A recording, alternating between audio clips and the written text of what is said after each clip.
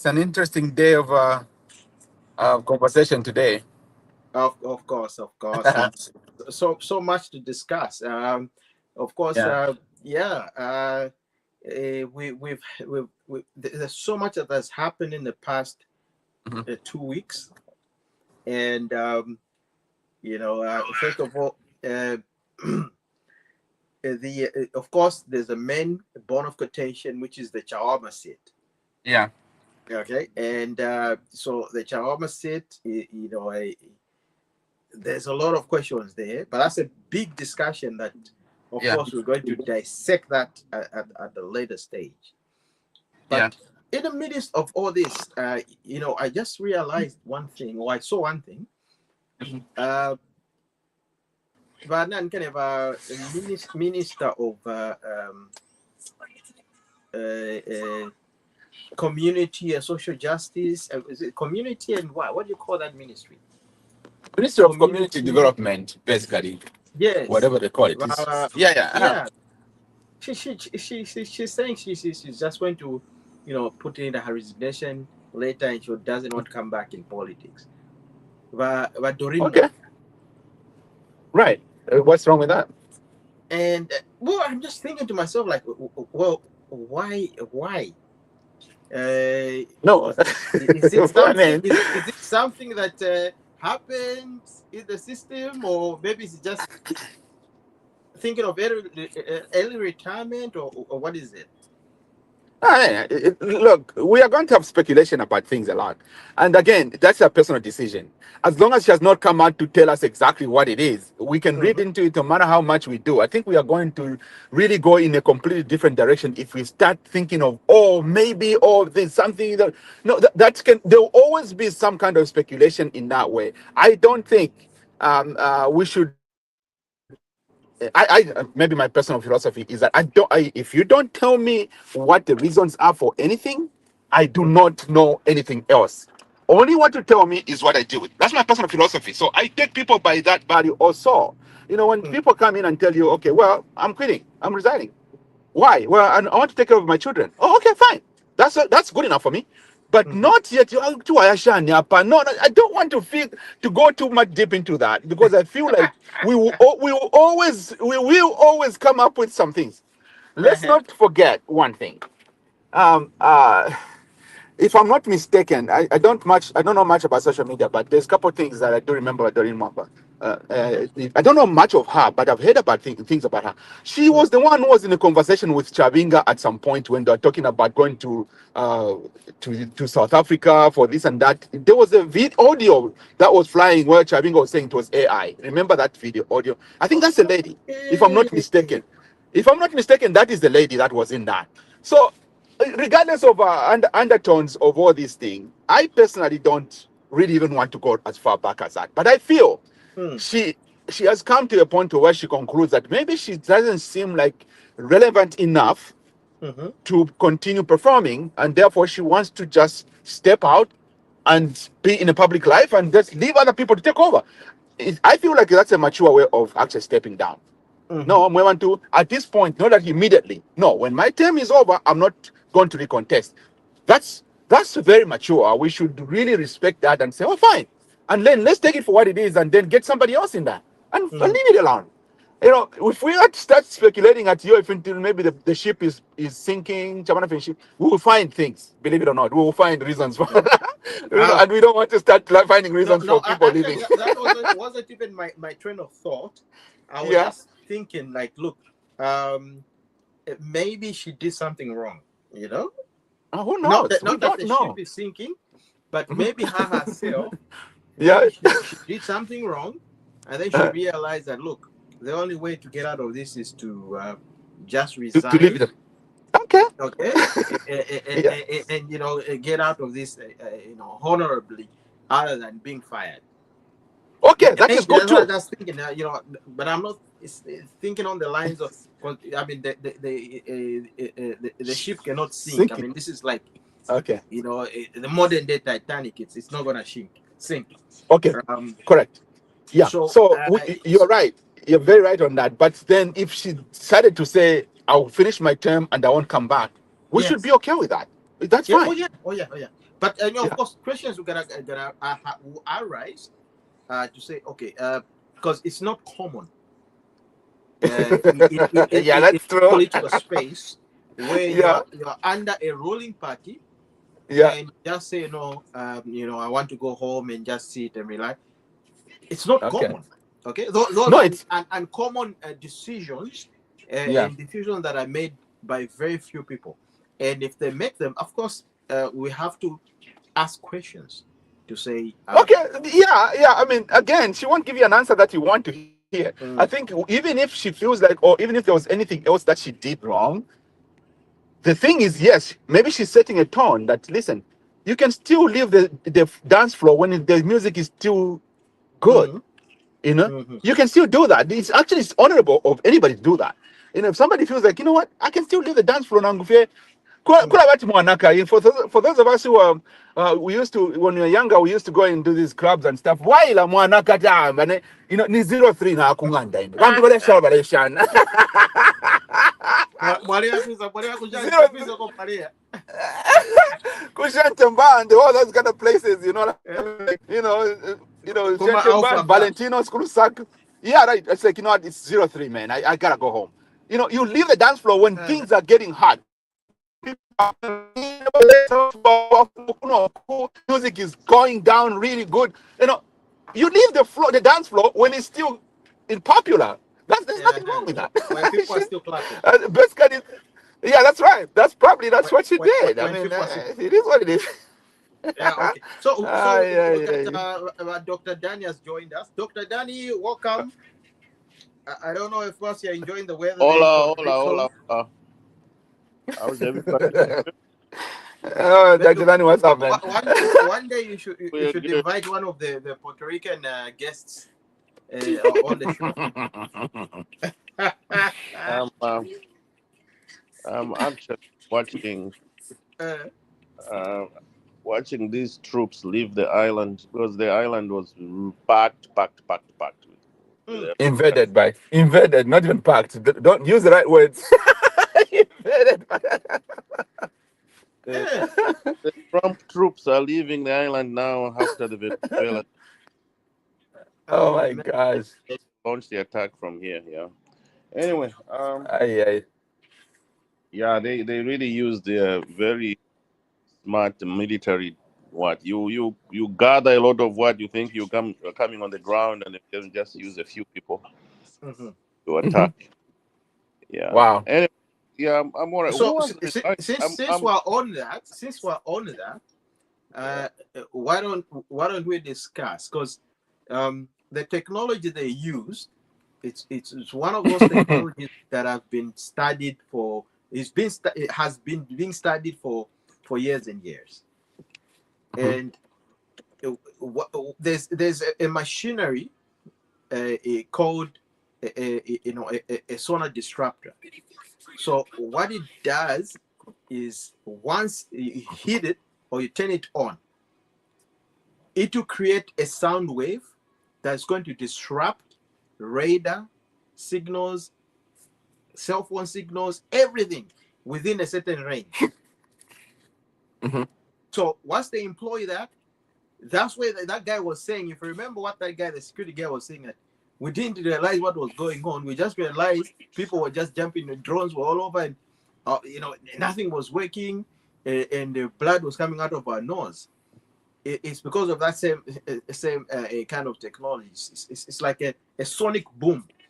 So they hit it, Mhm.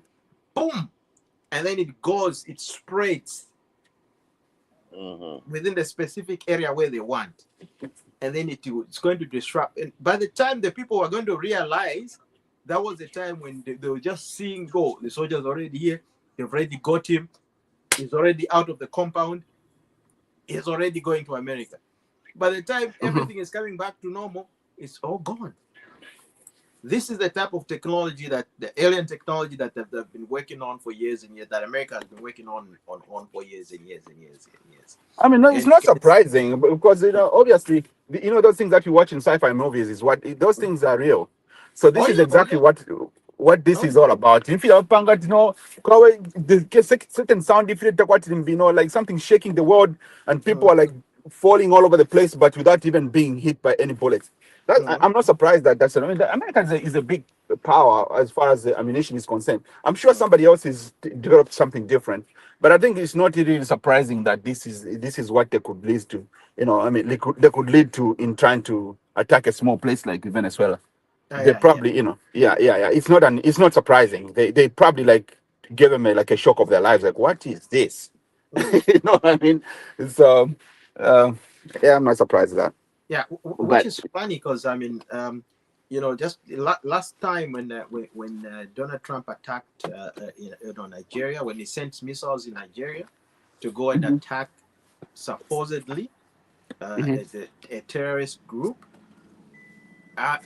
there I raised the alarm. That I was like, Yeah, Nigeria has made a mistake. You cannot allow a foreign country to bomb, no matter how much you have differences or problem with the terrorists. The best thing that Nigeria would have done was like, look, America, give us that technology, we're going to go there and do it ourselves, other than them, because once you give them that power, guess what next? So that was just like more like a training ground. The following a couple of weeks, they went to Venezuela, they did that. Guess next, who are they going to target now? So Africa is sitting at a certain defense where we're looking at this guy can come and bomb whatever country he wants, which is against international laws. And what he did in Venezuela is against international laws. Everybody is talking about it. All the bodies of but nobody's actually coming out to talk really about it because they're scared. And why do we have all these organizations when they are just going to sit quiet when things like that are happening? We may not agree with Maduro, how he runs his country and everything, but there's no way a country can go there and capture a president. That's against international laws. Those are the issues that we need to be discussing. But I'm telling you, everybody's scared to talk about them. They're scared of Trump. Who knows what he's going to do next? He wants to touch. Now he's going to Greenland. He wants to go to Greenland. And he's been flirting with Canada, which is really I believe it is not something that's possible. I believe me, you and you, I don't think that's possible. I mean, you cannot just come and invade Canada. I mean, it's in Canada, by the way, is still under the British protectorate. So we're looking at he's be going against Britain as well. Gentlemen,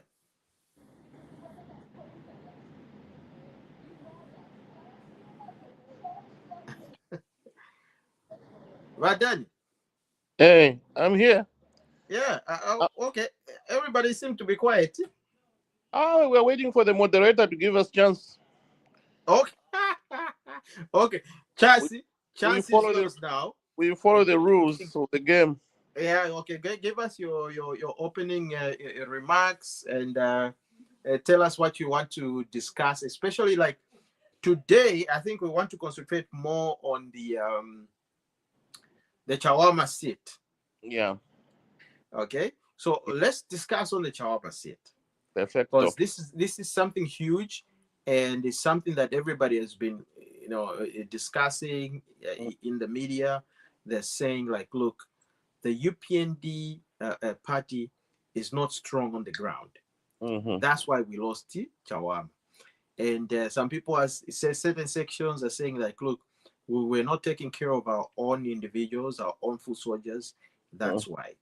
And they're saying again, it was a protest, some sort of a protest vote, because Chawama predominantly was PF and predominantly a home for Edgar Lungu. So it was some sort of like a sympathy vote.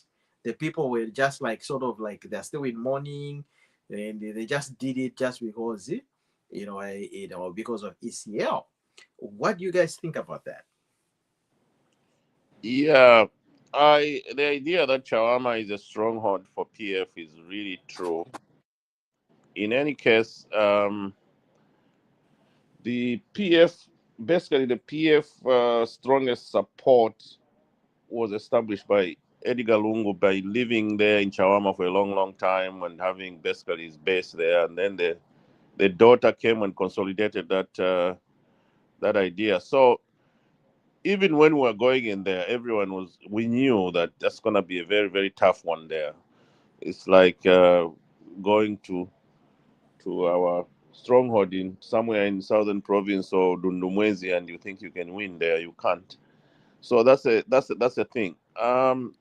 But on the other hand, there were other factors that came into play as well, other than just being a stronghold for PF. Yes, we know it's a stronghold constituency. We also did some things wrong, I think, as a party.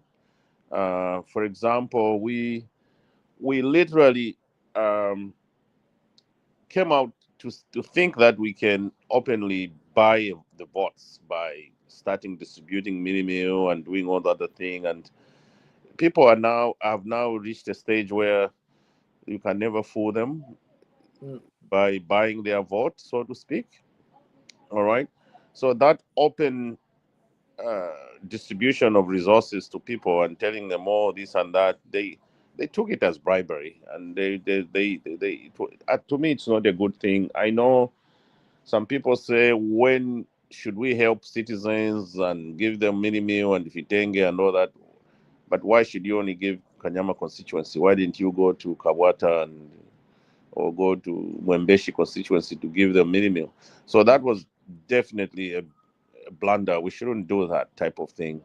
We want to help our citizens. Let's help them during, or I mean, not not during the elections openly like that. It wasn't good. The other thing also that we didn't do well is to our candidate as well. I know that the original candidate was not um, adopted, or it was dropped. Our first choice was dropped, but I think the choice of our candidate there, that guy could not run a race with the big characters like Nundwes.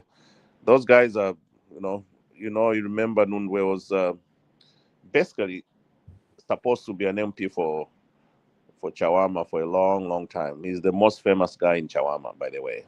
Okay. Yeah. So even during Sata's era, Sata had to plead with Nundwe to not to stand to give opportunity for Longo.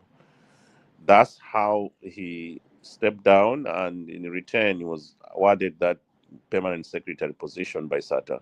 So he's a very big guy in politics, so to speak.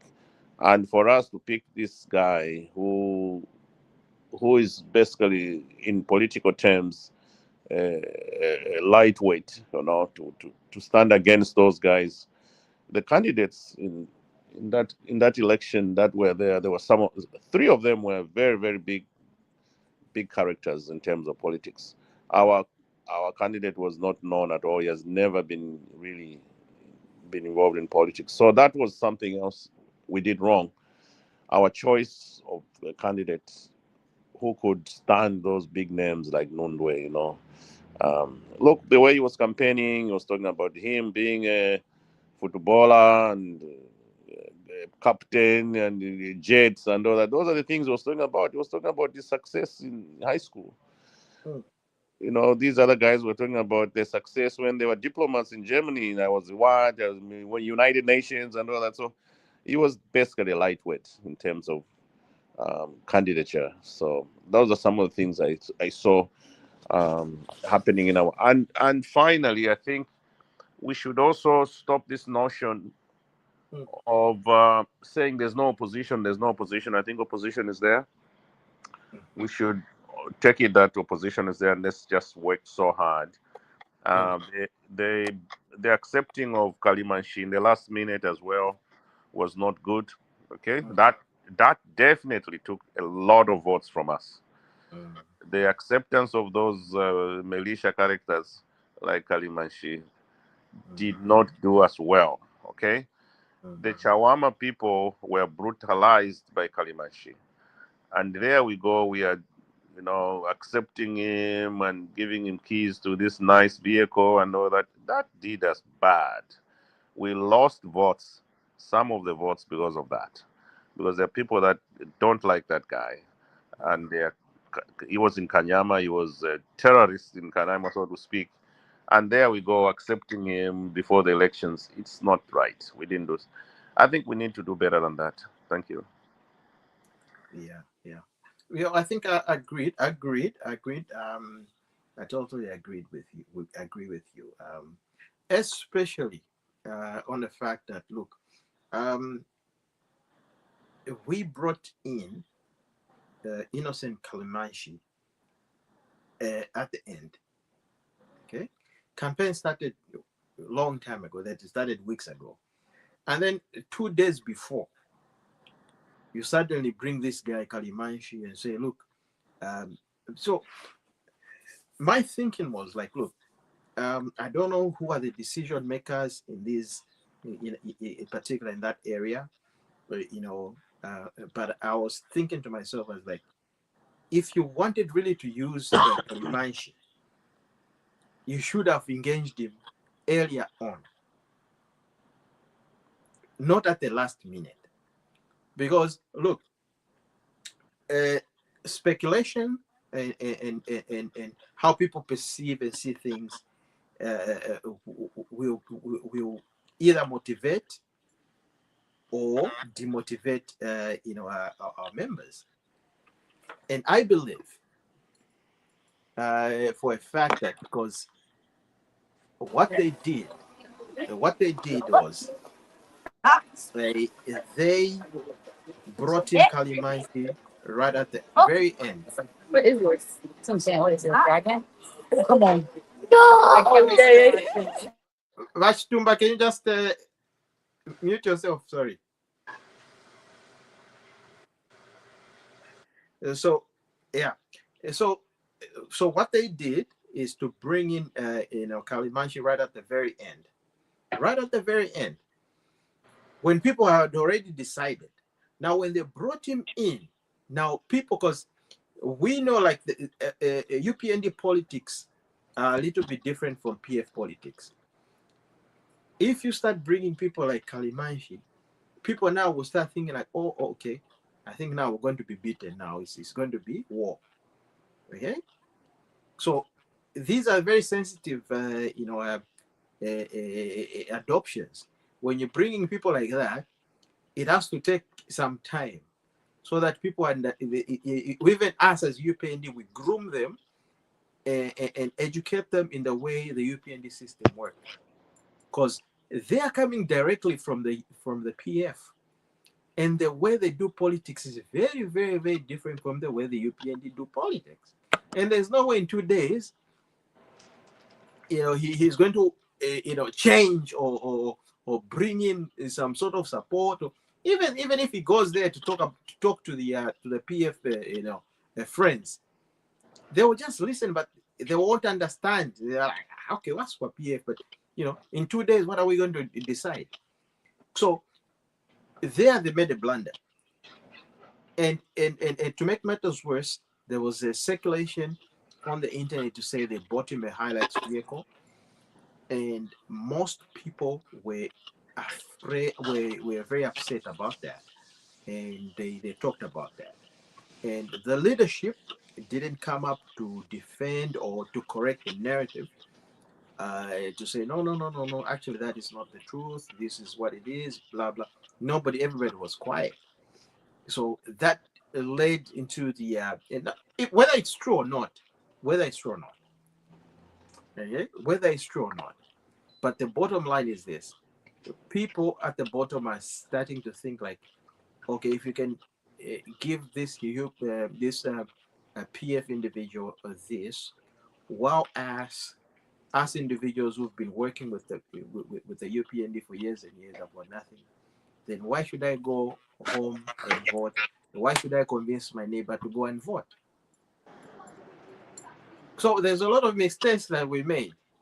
You know, certain mistakes we made them, and you know, these well this is the result now, and the result is showing because you know individuals. But Conka, what do you got to say about this? Sorry, I'm in a place that is a little loud here, but I'll be brief. So anyway, I don't think that Kalimanshi had the factor, to be honest with you. I feel like it's the candidacy and preparation of our party to actually get involved in those elections. My thinking was, I think they took it for granted that, oh, we are doing so well to go in now, you know. So the apathy on the part of the voters did not show up, and all these other opposition people mobilized themselves to get involved into all that. So that became a problem to me. I feel like Kanimashi is completely a non-factor. I feel like we had voter apathy on our side, and one of it because of complacency of on our electorate. They're thinking maybe it's okay. What's the point? We are good. We are going to win. That's number one. Then number two, that switching back and forth of a candidate did not sit well with a lot of people. The candidate we have, as good as he may be, I think if you heard there was a video that was showing up later that said he was I think Ali Ponta for something, whatever he's saying, like he's got money, he doesn't have to care about people from Chawama, all that kind of stuff. It's like these are your employers. You cannot talk like that. You know, voters are your employers. You don't just speak like that. You know, I think he was over ambitious and overzealous, in my opinion. He could be a right candidate, but I think it was too soon, too quick to push him over to the people. And secondly, campaigning for him or introducing him and mobilizing was not at par. So this whole loss, not only is it a lesson to be learned, I think it's a lesson to realize that we can't take our voters for granted. We have to continue mobilizing, whether we are leading, we are winning, we're doing well or not. We still need to continue engaging with them, because I haven't given like a punch that they're not going to go in. Because what's the point? So Kalimanshi is really not it's a non-factor in my opinion. But you know, people will have all these kind of illusions about highlights and all these kind of things. But I think it's because of what they think of. Uh, you know, people will have opinions.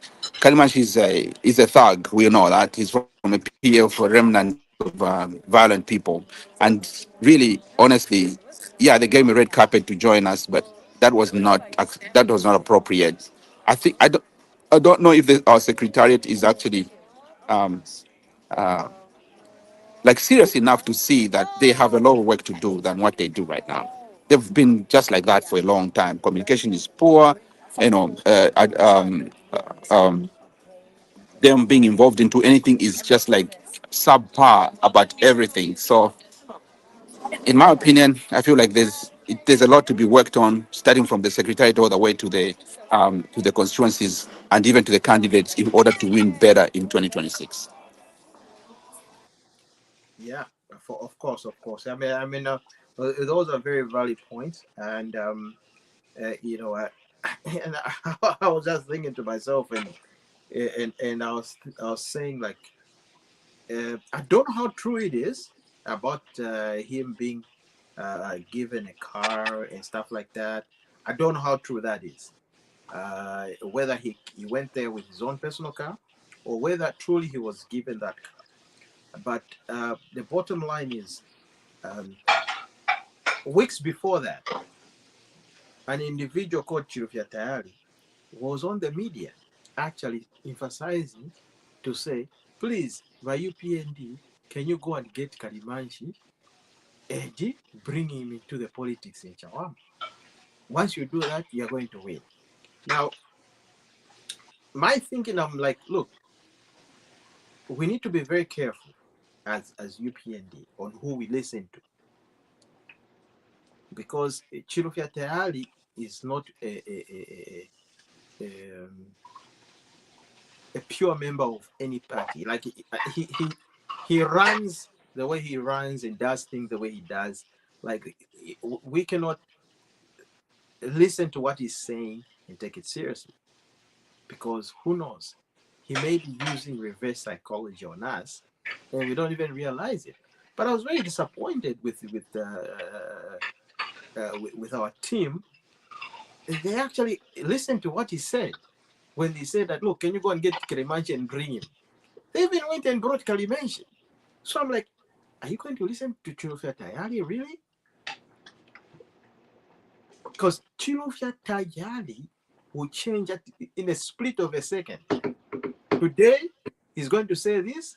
Tomorrow, he's going to say that. These are not individuals that you can trust. Their opinions are not... He may have a large following on the internet.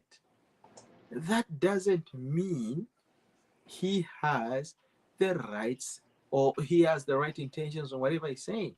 Because he will go to bed with whoever he feels like. Okay? Today, he may say this. Tomorrow, he may say that.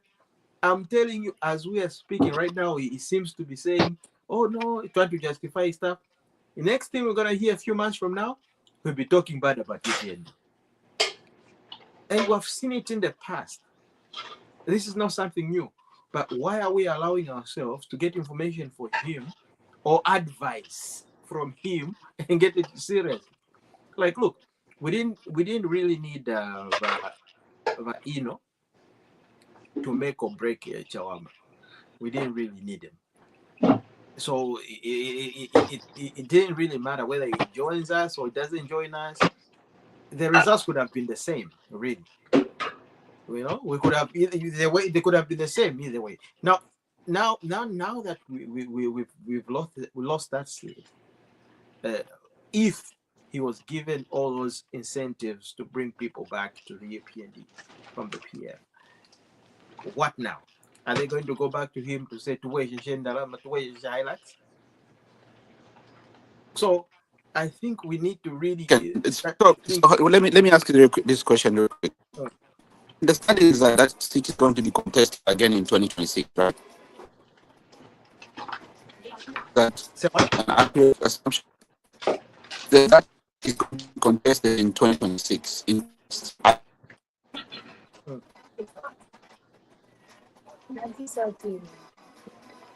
Can you hear me? Yeah, you know what else? It's cracking, a little bit cracking. Can you hear me? We can hear now. Yeah, go ahead. Okay, so my understanding is that 2026, again, that seat is going to be contested. Yes. Is correct. So it's not all lost. My opinion is that as much as we have lost, it's not like we have to be like, oh, Chapa number go today. It feels like I said, if we can still field the same candidate, he goes back in campaigning, he has good mobilization, and he has good on the ground network, mobilize more voters, they'll come out. Don't forget, there's 14,000 people, I think, that voted this time, if I'm not mistaken. I don't know. It's a very small number. It's a very small number compared to the registered 34,000. There's almost 20,000 people that never voted. So now, if you go to 2026 in the general election, we'll have more people coming out. Part of them will be from the opposition. Part of them will be for us. So this is the time to field the same candidate back, go back and on the drawing board, and don't just like cry around it. You call yourself in field opposition until you're not through Sakari. We just go back to work basically again to fight for the same seat again.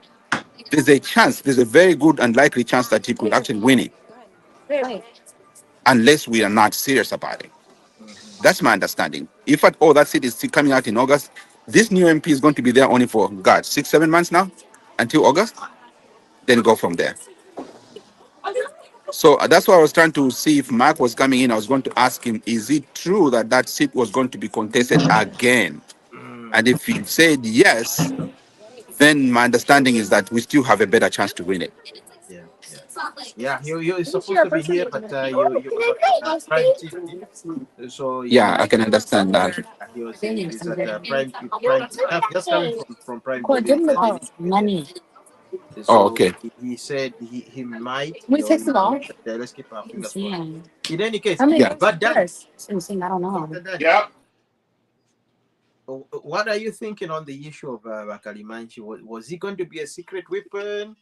to win us the Chawama seat, or Kalimanchi, the people that brought him on board, I think they bought his notion that he has a lot of following in Chawama. He's a big boy in Chawama. Remember when he joined, they said he has come with 3,000 voters.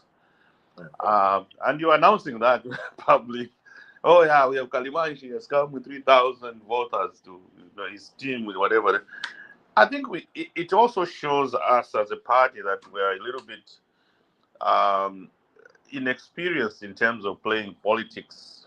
Really, you don't come there and say, "Hey, this guy we have brought here is coming with 3,000 voters."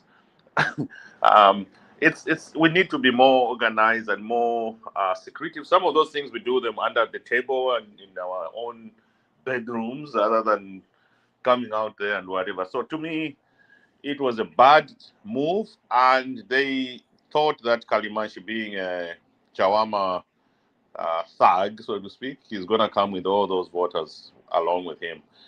But I think instead of people coming along with him to vote for us, I think we lost a few votes though. Because many people are saying, manje mwamba kutiletera wameweze kutimenya manje. Manje ni vichari vichitika futi. Mwamba kuleta wa Kalimanchi. Kalimanchi was beating people every day. So that one didn't do us well. I know the votes we cannot justify or quantify how many votes we lost because of bringing on Kalimanchi. But the fact is that there was a negative effect and not a positive effect of having Kalimanchi on board. So yeah, and then he goes boasting. To me, I think that vehicle definitely was a campaign vehicle. I don't think they gave it to him as a personal vehicle. So for him to go now in every market and stopping there saying, "Moneni, we are back, the commander is back," that also didn't it's not right. So we need to be smarter than that as a party. Yeah. Okay. So on that one alone, don't we have individuals can do the same thing that Kalimanchi is doing within the UPND party? So are we saying that Chawama tatwa Watama structures? No, I don't think we have very strong structures in Chawama constituency. Okay. That is 100% PF constituency. So I don't think we had. That's why we are scrounging around to see who we can use to campaign, convince people in Chawama. Because basically it's full of PF people. It's a PF. I have a friend who owned a bar there, and he had to close it because during that time he was an enemy of the ruling party, because it's a very, very, very strong PF region. Yeah, he had to close the bar because he was a sympathizer of HH at that time. And quite bad at Chandaba. There was one girl who used to live in Chawama. So she used to tell me all the time, but there's a bar named by you there. I'll take it. Chandaba. At the Chandaba. Quite bad Chandaba. Yeah.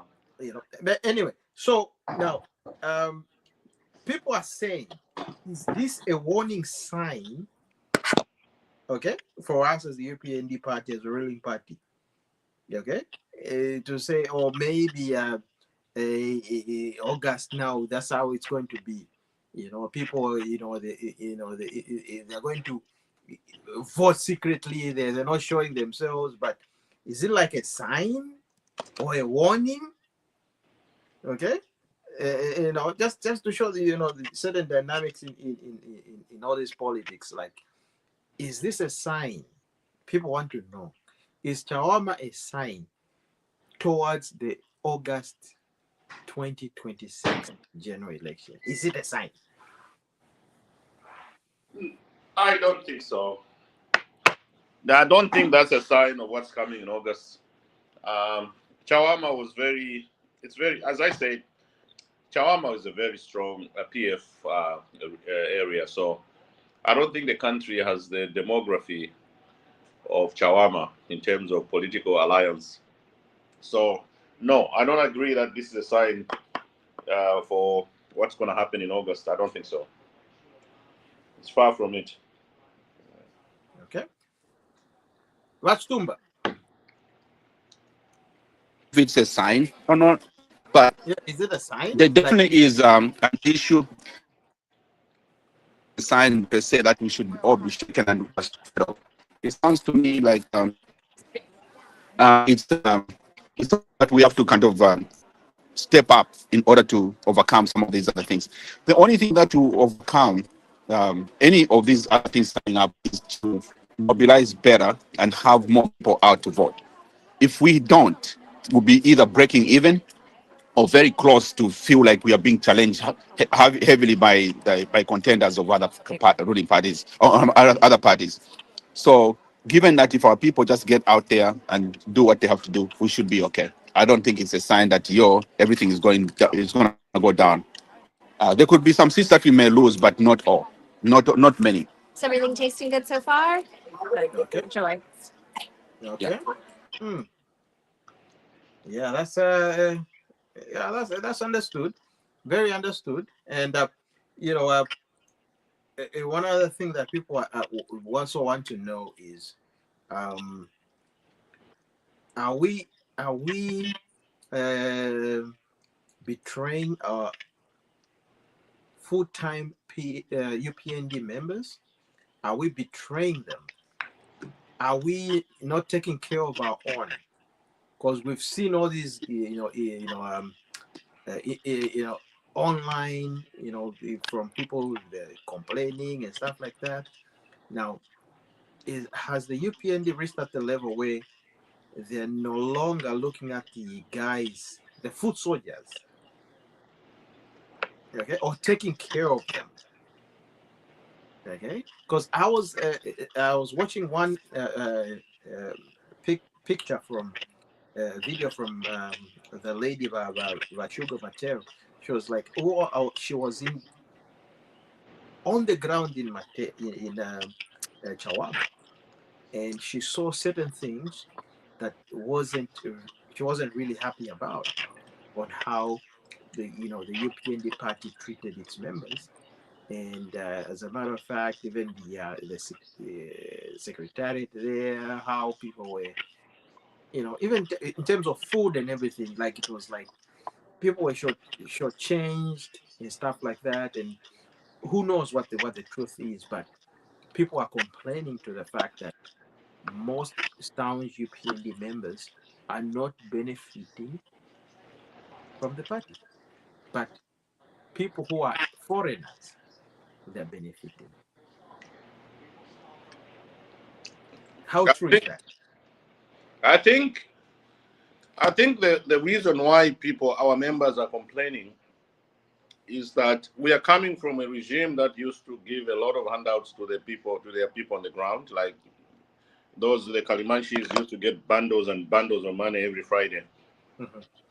So we are coming from that type of an example, and then we come to a party where you say you can only get that money if you work hard, and nothing will be free.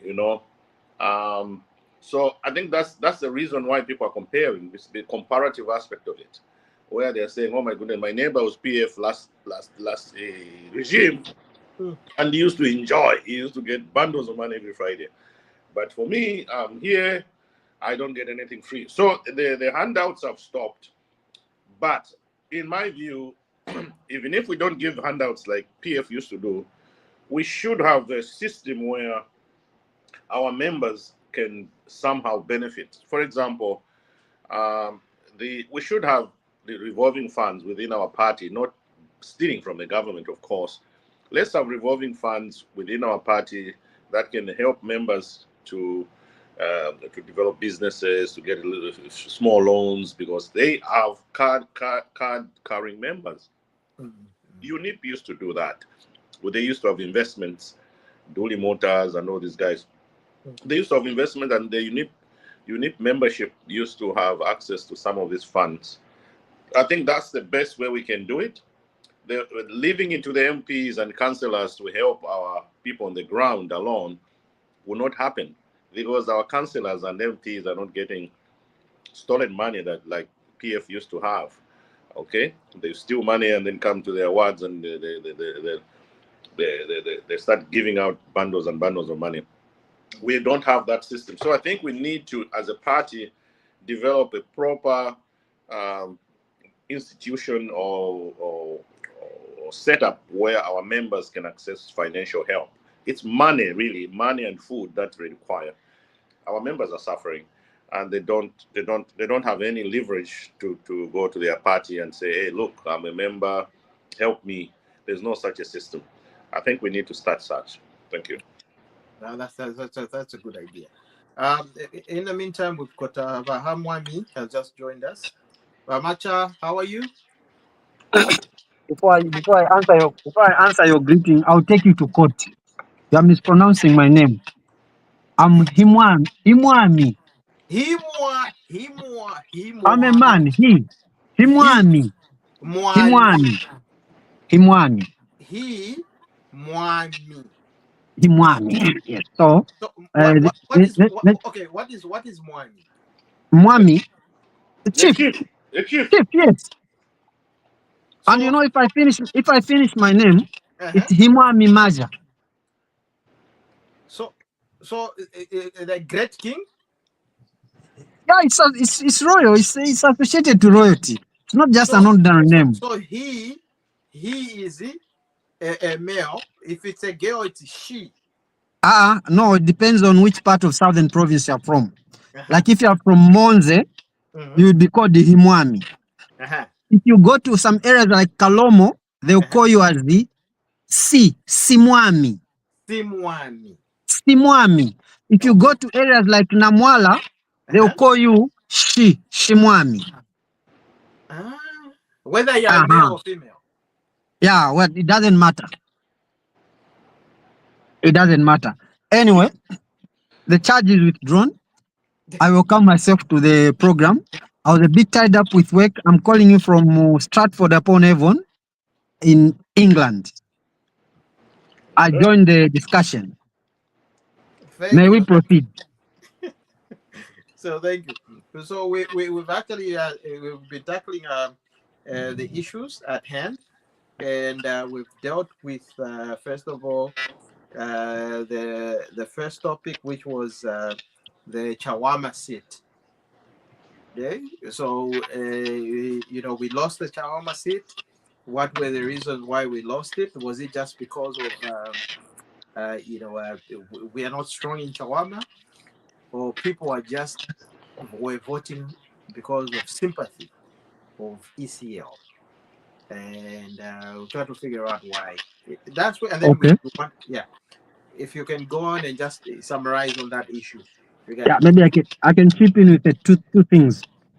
Chawama, the day of adoption, we're told there was a candidate who was picked. Then in the course of the day, tables turned and said this candidate was not appearing on the voters' roll. So they had to change quickly and go to the one who was in the race. Munda. Yes. Now, on the ground, people wanted the first one, the one who was adopted. But unfortunately, he was not on the voters' roll. So the voters as well, they need to be educated on the electoral code, electoral regulations in Zambia. It's not just about wanting to support a candidate. They should know the qualifications for someone to be adopted. Because some remained with a feeling like our candidate has not been picked. So that equally costed us a vote there. Then the other reason that may have costed us a vote is that seat has always been opposition, I think. FDD, that's their stronghold. Then Nundwe, that is his home ground. He did a lot of groundwork previously. And maybe our person who lost did not do as much groundwork as he did the way Nundwe did it before. Okay. That's my take. What But about the what about Kalimanshi? oh, the taking on of Kalimanshi is it fulfills the adage that there are no permanent enemies in politics, and numbers for politics are what count. But we need to differentiate between numbers. Some numbers are even, some numbers are odd. I've always talked about this. Some numbers are prime, some numbers are natural numbers. You know, just taking in everything. Like that guy, the way he behaved, the way he was talking ill about UPND. I have my own reservations. Given a chance, I would have just like said, okay, Kalimanshi, just take your path. We also take our path as UPND. If possible, be peaceful. We shall also be peaceful. Let's be meeting, campaign for whatever party you will, but not UPND. Yeah, it's a good mistake. It's a good mistake. Kalimanshi, I for one, if it was within my powers, no. Kalimanshi, no. Because he demonized UPND. That guy demonized, he made UPND look like nothing. And even the day UPND won, I think Kalimanshi took him by surprise. Even the way he was behaving with the late Edgar, wearing a uniform for the soldiers. That combat, wherever he got it from, yes, he can be forgiven, but he must tell us more. Before you don't just take someone because he has he repented? What sins has he confessed to this father? Say, no, father, I've committed this sin, this sin. He can't just generalize, say, wale miuma, tuaria varia. Let him generalize the sins that he did, because he kicked a lot of people. Kwenze kam God na kwa kuja Chawama ka. Those are the guys that even operated come good. No. Let's be serious. We cannot handle these criminals with the kid gloves. Those guys were running a terrorist, for lack of a better word, those guys were terrorists. You can't just take them on and say, okay, politics, as what you need everyone, including Saka. No. Given chance, I would have said no, but the party is supreme. If the party says yes, who am I not to? I yield. Yeah, that's a good point. I mean, well, if the party said yes, who are we? We can only just give our opinions. But that even brings me to one point that I was trying to raise, to say, like, why don't sometimes the party listen to its individual or its real members? Okay, I'll tell you this. There is no real member of a party. There is no real member. Because if real members are really there, they must have a larger say. Just to get an example from our former PF, they are calling them founders, council of elders. One of them is Inonge, and some the founder members of PF, the four. Is it?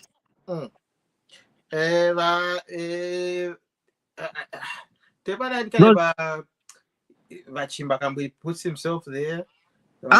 No, those are juniors. And then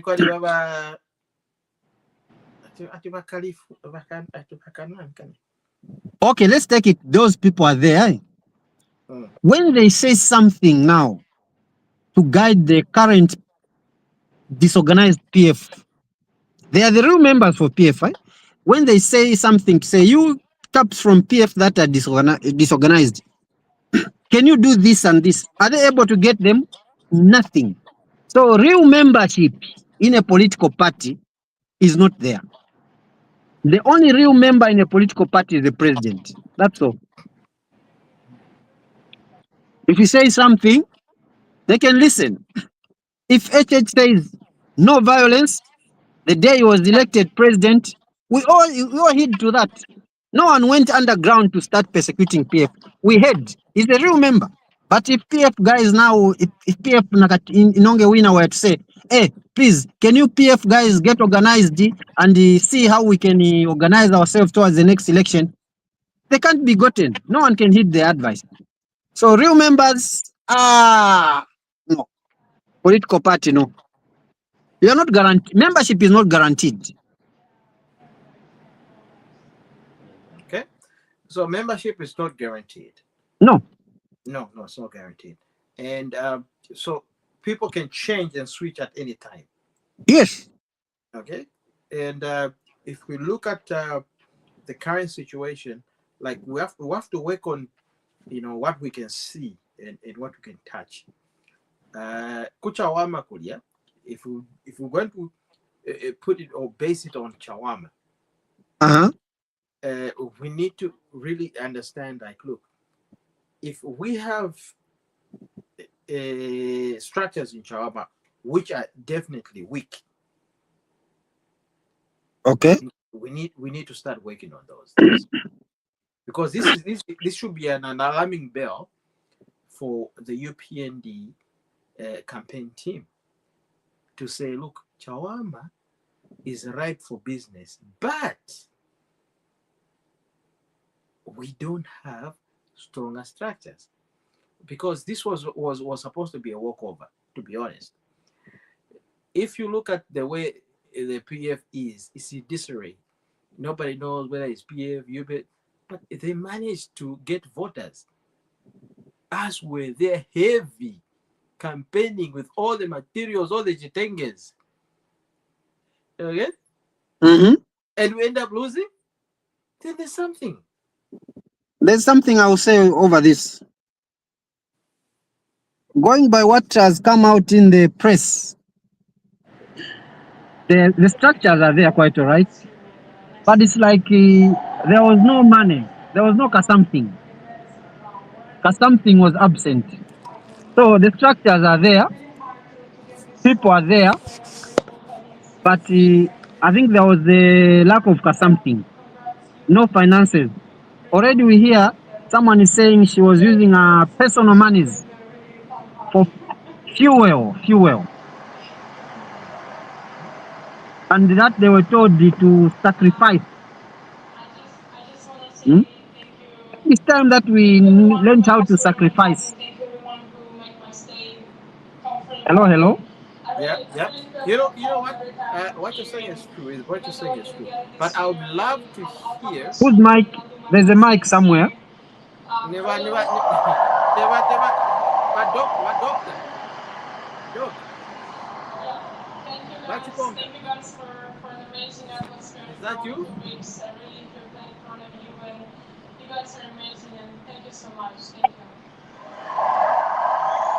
Hello. What you call me?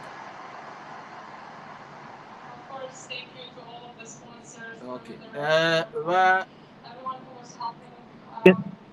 Can you mute him from there? Let me try this. Just thank you so much for your help throughout the weeks. You can mute him from there. Should I say? Yeah, I will try. Let me see. Okay. As always, that's your fault, guys.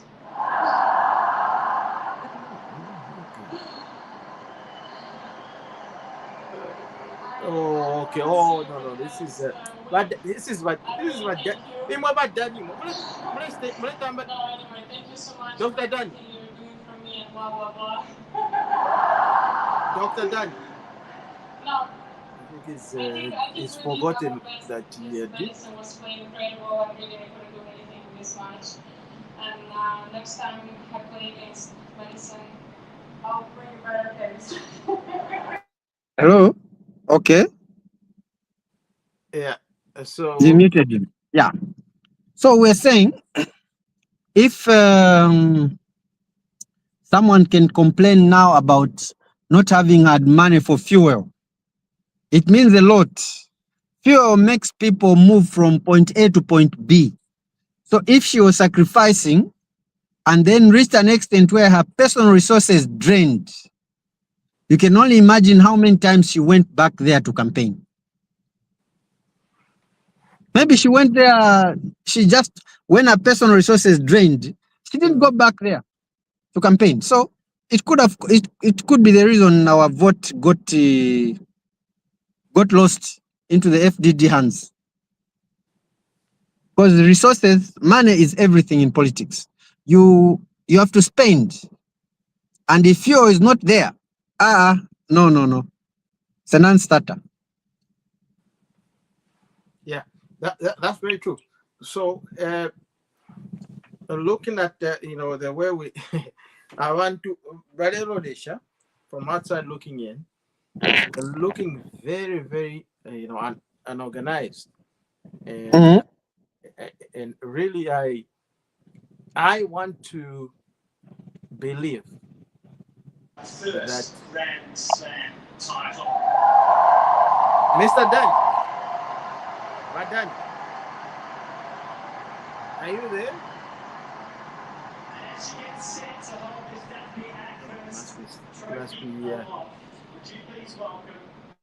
Anyway, so I want to believe that, look, we've reached at the level where we actually don't even need people like those individuals, because we're already winning, really.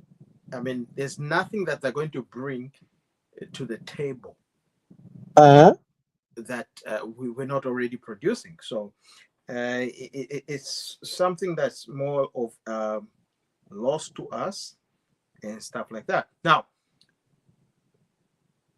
let's go to the second topic. Let's move away from that. Okay. The second topic is, I don't know if you researched this or you heard about it, but Zambia has actually opted out of the IMF program. I just got this. I've not done much research. They've opted out, even in the extension, facility program that is there for them. Because at this point we can actually borrow more money through the IMF. Okay, but Zambia has decided to say we're not going to do it.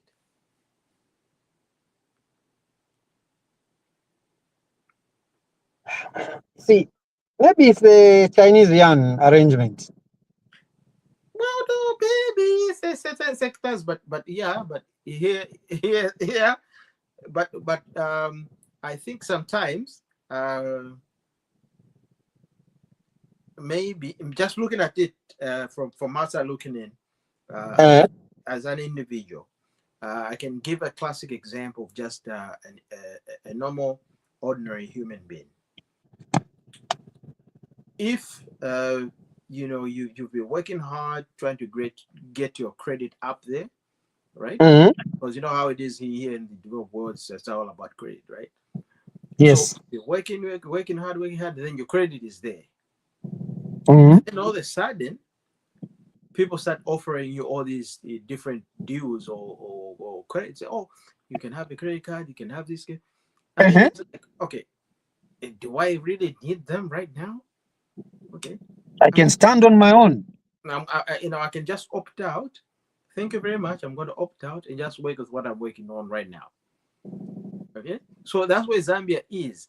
After meeting all the obligations of the IMF and all the targets, we've reached at a level where IMF now, okay, if you want to say, can we go into the second phase? Zambia, we don't want to go there. We want to sit first and analyze. Where did we go wrong? Yes. And then if we want to come back to you, it won't be the same structure. Okay? Mhm. It won't be the same, same IMF structure. The only time we're going to come back to the IMF, if it's going to be a different structure that benefits a local Zambian, a barber shop, somebody working, purchase up on the market.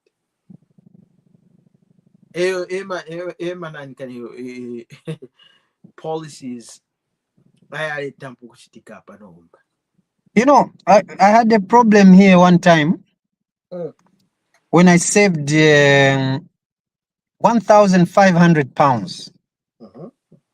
I saved the hard cash. And when it got to that much, I said, there's one phone I've always wanted.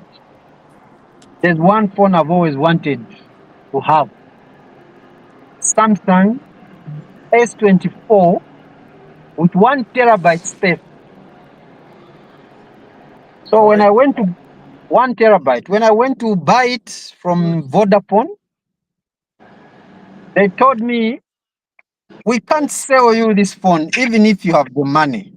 I told them, you people are here for money. If you buy this phone for cash, there's no price for cash. There's no price for cash.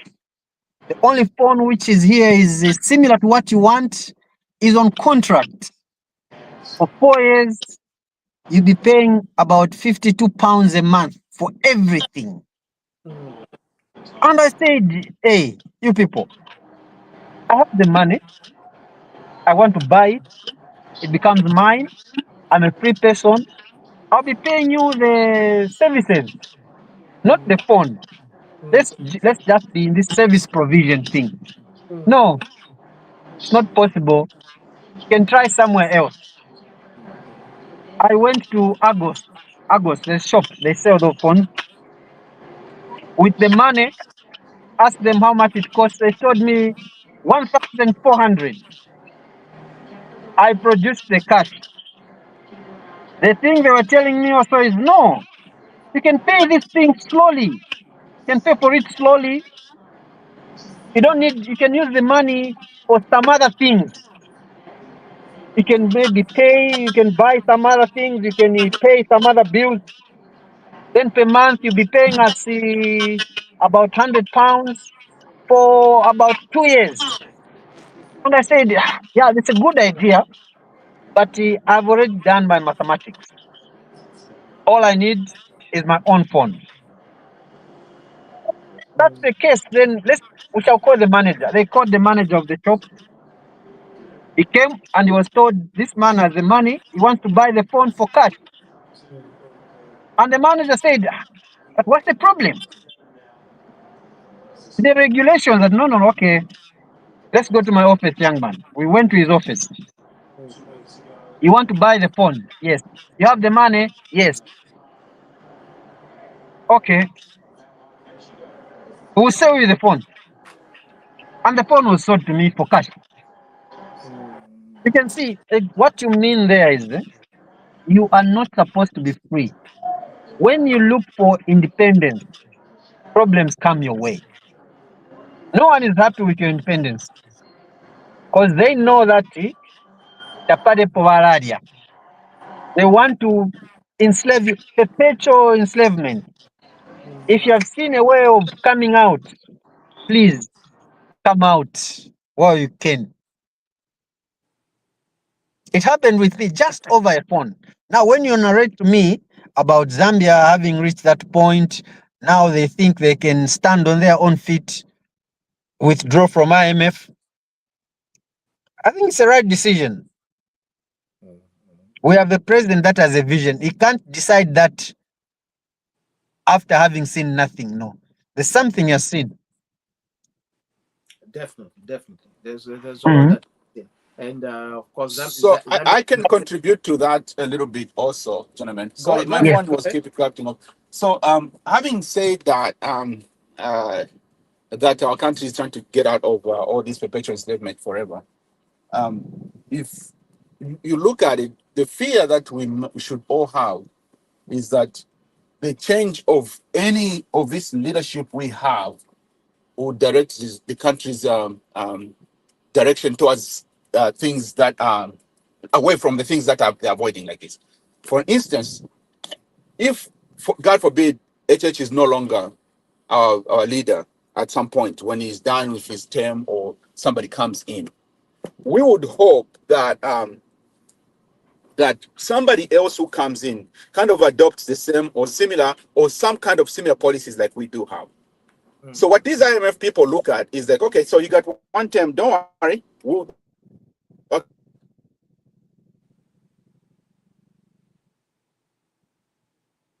Okay. and that person would say, well, I have the best interest of our country to the direction where it's going. So I think the best thing is to do this and that. We may find ourselves back in the same we are in, we came out of, as far as money in Congo is concerned and management of debt and that. Policies and whatever is going, assuming that someone else comes in to take over, for instance, leadership of our country and adopts these kind of policies, we may be okay. But the issue that we have is, do we have the guarantee or the assurance that we may have somebody who may be able to get these policies forward, like onto the next level after HH? That's a question we should always be afraid of. Sometimes, in my opinion, that's why I feel like some of these crazy called dictators sometimes want to give them.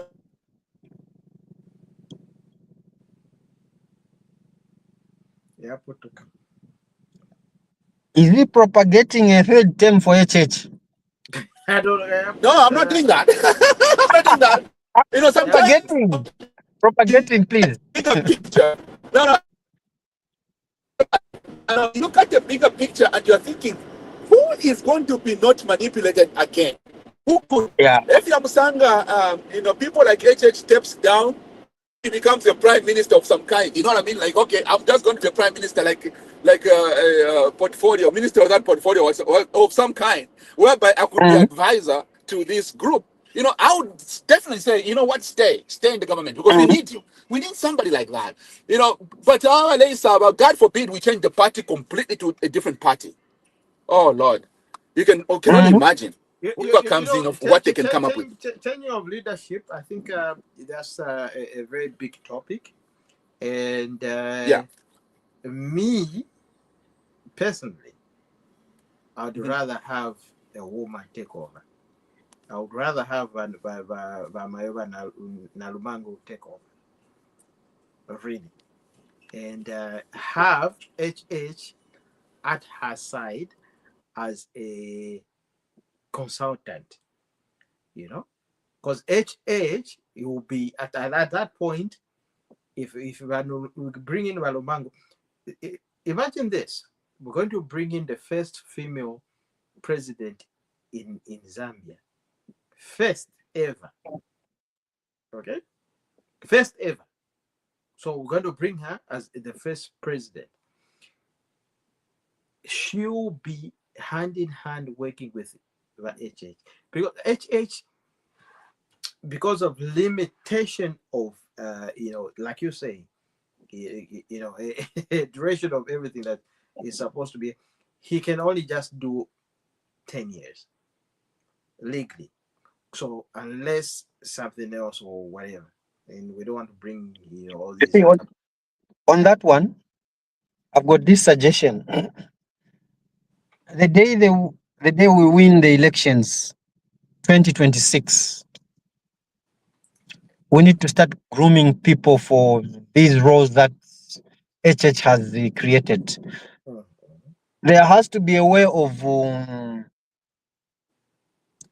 carrying the vision. We need more vision carriers other than HH. People that will carry the torch. Yes. And this thing of like permanent secretaries, we need professional people to be there. And if possible, the law must be passed to say permanent secretaries at the change of government must remain working even for 2 or 3 years. There has to be that transition. This minister comes in as in the ministry with a lot of excitement after winning parliamentary elections. You want to you want to distort a few things. But if a professional like a permanent secretary is there by law for 2 years, he must be there. This thing of contract must come to an end. Secretary to cabinet, there has to be a way of holding these leaders accountable, these ministers accountable. There should be someone telling the minister, no, we don't do this. Instead, we do this. The reason we opted out of IMF is because of this and that and that. Now that you have come, you want to tell us to go back to IMF. These are the consequences. No, there's nothing you can Well, tell me. you're saying the right things, though. You're saying the right things. I think those things are already in place. What is there is that people don't use them. I believe, I think the structure is okay, in my opinion. I feel like the permanent secretaries, I didn't even know that's actually contracts. They probably should stay longer than the government that is they're saving. Yes. I believe, Yes. yeah, they should. I believe they have been. Some of them are not just leftovers from previous governments. They just still continue staying over. But however, those safeguards are already in place, but they're just not used right. I feel, No, you're right. they get fired. Once it's only HH that was a bit kind, gave them some time to work. But in previous arrangements, like when MMDPF handed over power, there was people were exiting off the same first day. The permanent could not even report to office. Well, that's He's the out. problem right there. Yes. Now, where does continuity happen? Like No, it Patrick can't. Kangwa was for PF, if you remember very well. Mhm. HH has gotten hold of him to date. In the PF time, he was deputy secretary to cabinet, not so. Yeah. Yes, when HH came to power, he made him secretary to cabinet, and he's still there. So there are some things that we should hold dear. Some certain information that must be passed on. Well, New but broom. the government is a functioning industry. At the end of the day, I would think that the permanent secretary is considered like a CEO of the ministry, if anything. And if a There minister is, comes in, they are just advising them, and they go there through is, them to make things there is happen. So intimidation. yeah, There is that should intimidation. end. That should There end. They cannot. should be sealed. They should be sealed by contracts, knowing that even if you come, you're not going to just get rid of me by Parliament. Passing a law in Parliament and say Secretary of what do you call them? Permanent secretaries should have. If it's 5 years or whatever extra time after that, let them be, Mhm, and after that mhm. renewable, whatever. But you Yes, can't just yes, get there and get rid of them, because that's the reason why some of these function ministries, like the Ministry of Health, is terrible. It's because of things like that. Those changes create a lot of loopholes for corruption. You know, yes, yes. that's You the have problem, right? you have It's a got problem to maybe leave it like that. Okay, okay. you've had the I think what you guys are saying is this. Maybe we should create a system where we identify people within the UPND party that have some sort of qualifications, and they can go into permanent secretary roles. Now, remember, there's an institution that has been built by the government of Zambia, NIPA, where people can go there and train. Okay, so those individuals, they can point out certain individuals, target them, get them, make sure that they get those diplomas and whatever, because I think NIPA is at the diploma level. I don't know if they have reached that degree level. they offer degree programs. They can offer degree programs. Oh, they're doing it now, because I know Yes, they that do. was just a diploma level last time I No, was. they do degrees. Degree in law, human resource management. Hmm. Yeah, they do Yeah, degrees now. okay, fine. So that's good. So what we need to do is get individuals that we know these are our people. These are our Think tank, think tanks. these are the young people that we talk about grooming as early as that. Bring them in the system. So by the time, even if a government a change, there's a government change, at least we know that we got individuals, we got people in there. Yeah? That's how Mhm. it should be, because that's how they were doing back in the days. Because you have to bring in people in your system. And if by the way, if our party can listen to us right now, I think they can maybe pick one or two things. Yes. I don't know if they're doing it. You see, But if they're not doing it, it's you know, going to be a big question mark, because in Bemba, what do you say? Amano yafuma muifwesa ya muchuru ya muifwesa. Ashani umulanda. Man, in Tonga we say mano alazwa mugansumbwa. The smallest thing that you ignore can tell you something sensible. You know, you imagine this lion is trapped in a cage, a cage that has got a lot of ropes around. Yes. It's like in a bush, like it's yes, like it's not like yes, a bush, but it's like some sort of like a network of ropes. like a cocoon, maybe. Yes, a network of ropes. Now, what freed this lion?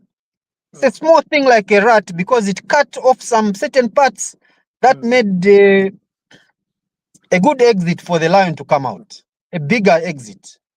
So what we are saying now is cannot be for nothing. The powers that be should get this. See, if we just identified people, think tanks, start grooming them now, give them an education, give them the base, we can get somewhere. But even by 2031, we would not even be in a leadership crisis, because we would have done our homework. Because by then, opposition may have gained ground to look at, to identify the weaknesses that we have. They may say, look, these guys don't even have a president. They don't have direction. There's a whole lot of reason why we keep recycling the same kind of people from one party to another to another to another. Eventually, they are the same people, just with different jerseys. There's a different. There's the reason why. I think it's because of the system. The system, the way it's designed. In my opinion, succession of a better leadership should start from the beginning. It could have started in 2021. Okay. HH is on. We know he's going to do 2 terms. Who is likely to take over after that? And then there's the direction supposed to be going in that way. Then having a waiting period where there's completely an unknown situation where who comes through. Let me give you an example. If you think of how Chagwa came in, it's purely by accident. You've got to remember that. Chagwa came in purely by accident. RB came in purely by accident after Mwanawasa. So we cannot continue having a country like that. We have to have some kind of a structure that seems like, there's a go-to person. That's why some countries in the old days, they used to have like a prime minister. We know that there's a CEO somewhere who's going to sit down and, there's a prime minister who's going to redirect certain things going in a certain way. But here, we just go on party by party, and, every day is like an unknown. If God forbid tomorrow HH dies out of a heart attack that we didn't know of, I don't know anybody can tell me that, this person can take over and be the next person. Because even the vice president is like a doubtful. We just cannot have a structure like that. When you talk about how these leaders come to power, you remind me of how Edgar was chosen as the president of PF. I was watching, and I will not forget. Elections were done, counting of ballot papers was done, but suddenly there was just a fracas, a hullabaloo, a kerfuffle that happened, whereby now people had to overlook the election results and just went, Yeah. who wants Edgar Lungu to be president? By show of hands. People raised up their hands. That's how that man got the PF presidency. Not through the ballot. Yeah, And that's what I'm then, saying. Is by accident, and then look yes, at the repercussions we get out of that. We have yeah, an you can accidental imagine. president, but look at Yes. the damage that came in all the period of time that is gone. Uh-huh. The rise of the PF thuggery and the Uh-huh. destruction of the economy, Uh-huh. the Uh-huh. complete destruction of the country. But because of accidental leaders, we cannot do that. And if us UPND, we should do better. Now this is basically HH only has 4 years old, 4 years to go. If 5 years to go, if anything, after this year. Uh-huh. Honestly, at what point? But here's the thing. Also, I mean, just deviate a little bit here. I think they do know very well that if HH starts aligning to someone else, it will seem that that person might there could be start confusions in the party.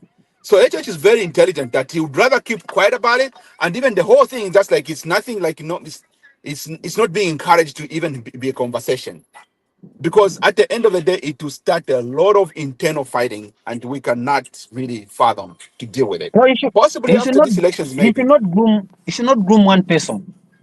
You should groom What's many. the Oh yeah, Many. that's a rise There of a should be problem. You cannot do that. That's a rise of a very bad issue. You there has to can't be a do that. decoy. There has to be a decoy. Ay, ay, ay. A decoy.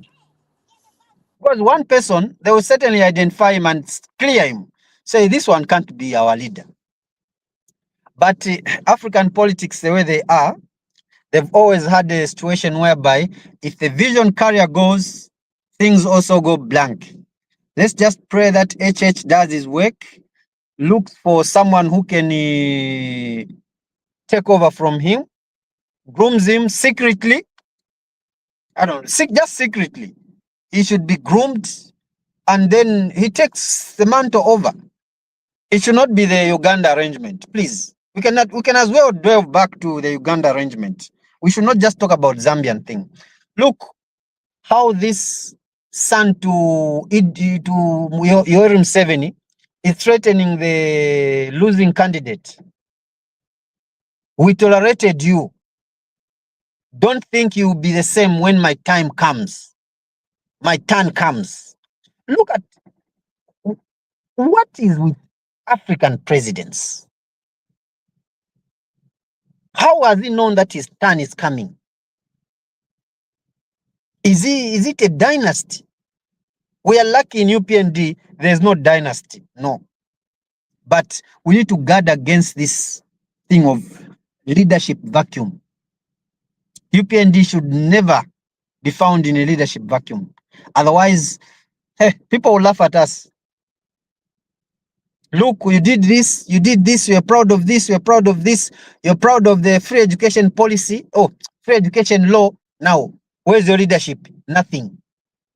Your leaders were not serious. Where are they? Show us who your leaders are now. We should not find ourselves in the chipante arrangement that is in the Greens. No. Us, we should have solid arrangements at any given time. We should not even have queries with the Register of Societies. Who is the president? No, there's this UPND 1, UPND 2, UPND faction. Come on. No. We need to work against that as early as possible. We should just be united. In fact, we've seen what's happening with the other political parties that were once in power, how they disintegrate. MMD faction for this one, MMD faction for that one, PF for this one, PF for that one, PF for that one, PF for Tonse. In fact, the chance that UPND has now is that they're at a vantage position. They've seen how other parties are disintegrating. So they can as well put measures in place which can avoid that. And they have the time. They have time, they have resources, and they have the incumbency. So it's not something that is very difficult to do. They can manage. They have, like the other speaker pointed out, he said they have the caliber of people that can be trained to understand the nature of government operations, political machinery, that kind of thing, where you have strategic people in strategic positions, and those people are given mandate through a contract. Even if that other government was to come in, they would just say, no, no, no, things are in place. You continue with your ceremonial roles. We shall continue with our professional roles. That way, we can get somewhere. I yield.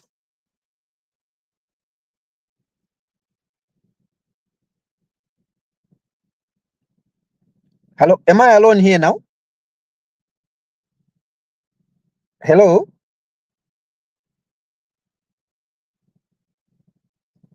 Hello?